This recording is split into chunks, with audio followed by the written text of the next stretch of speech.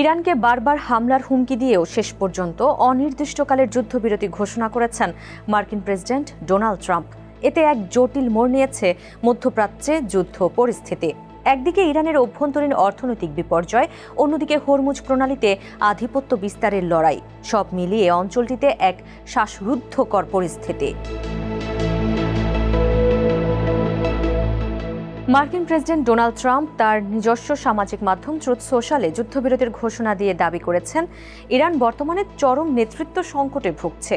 তার মতে ইরানি সরকার ও সামরিক বাহিনীর মধ্যে ঐক্যের অভাবই শান্তি চুক্তির পথে প্রধান বাধা। ট্রাম্প স্পষ্ট জানিয়ে দিয়েছেন, ইরান যেদিন ঐক্যবদ্ধভাবে একটি বাস্তবসম্মত ও সুসংগঠিত প্রস্তাব নিয়ে আসবে, সেদিনই কেবল চূড়ান্ত শান্তি চুক্তি সম্ভব হবে। হরমুজ প্রণালী অবরোধের মধ্যে ইরানকে নৌ অবরোধ করে রেখেছে যুক্তরাষ্ট্র। তেহরানের দাবি, এই অবরোধ তুলে না নিলে তারা আলোচনার টেবিলে ফিরবে না। দেশটির পররাষ্ট্রমন্ত্রী আব্বাস আরাঘচি বলেছেন, ইরানের বন্দর অবরোধ যুদ্ধের শামিল এবং যুদ্ধবিরতির লঙ্ঘন। তেহরান জানে কিভাবে তা মোকাবিলা করতে হয়। বিশ্লেষকরাও একই কথা বলছেন। এ নিয়ে তেহরান বিশ্ববিদ্যালয়ের অধ্যাপক ফুয়াদ ইজাদির মতে, আন্তর্জাতিক আইন অনুযায়ী অন্য কোনো দেশকে অবরোধ করা যুদ্ধকালীন একটি কাজ। যুদ্ধবিরতি চলাকালে যুদ্ধকালীন কর্মকাণ্ডে লিপ্ত হওয়া যুদ্ধবিরতির লঙ্ঘন। এদিকে ইরানের Islamic revolutionary guard corps IRGC Hormuz প্রণালী থেকে দুটি জাহাজ জব্দ করে নিজেদের উপকূলে নিয়ে গেছে।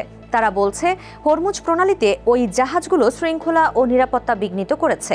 IRGC আগেই জানিয়েছিল, হরমুজ প্রণালী দিয়ে যে কোনো জাহাজ, নৌযান বা তেল ট্যাঙ্কারের চলাচল অবশ্যই IRGCর অনুমতি সাপেক্ষে হতে হবে। মার্কিন প্রেসিডেন্টের দাবি অনুযায়ী ইরানের অর্থনীতি বর্তমানে পতনের দ্বার প্রান্তে। প্রতিদিন প্রায় $50 কোটি লোকসানের ফলে দেশটি এখন ক্যাশ সংকটে জর্জরিত। তিনি বলেন, ইরানের অর্থনীতি কার্যত ভেঙে পড়েছে।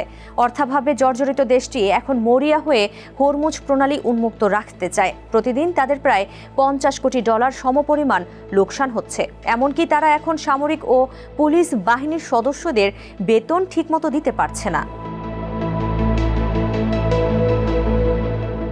দীর্ঘ 7 সপ্তাহ ধরে অচল হয়ে থাকা হরমুজ প্রণালী পুনরায় খুলে দেওয়ার আহ্বান জানিয়েছেন চীনের president Xi Jinping. Saudi crown prince Mohammed bin সালমানের সঙ্গে এক ফোন আলাপে তিনি রাজনৈতিক ও কূটনৈতিক উপায়ে বিরোধ নিষ্পত্তির উপর গুরুত্ব আরোপ করেন। বিশ্লেষকদের মতে, যুক্তরাষ্ট্র যখন সরাসরি সংঘাতে লিপ্ত, চীন তখন নিজেকে একজন যুক্তিবাদী ও দায়িত্বশীল মধ্যস্থতাকারী হিসেবে তুলে ধরছে। এভাবে বিশ্ব দরবারে ভাবমূর্তি বাড়াচ্ছে চীন। চলমান সংকট নিরসনের নেপথ্যে গুরুত্বপূর্ণ ভূমিকা পালন করছে পাকিস্তান। দেশটির প্রধানমন্ত্রী শাহবাজ শরীফ ও সেনাপ্রধান ফিল্ড মার্শাল আসিম মুনির মার্কিন প্রেসিডেন্টের সঙ্গে তাদের সুসম্পর্ককে কাজে লাগিয়ে যুদ্ধবিরতির মেয়াদ বৃদ্ধির অনুরোধ জানিয়েছেন। তাদের প্রচেষ্টায় ট্রাম্প প্রশাসন কূটনীতির পথ প্রশস্ত করতে যুদ্ধবিরতি অনির্দিষ্টকালের জন্য বহাল রাখার সিদ্ধান্ত নিয়েছে। এবার দুপক্ষকে চূড়ান্ত চুক্তির জন্য বৈঠকে আনতে প্রাণপণ চেষ্টা করছে পাকিস্তান।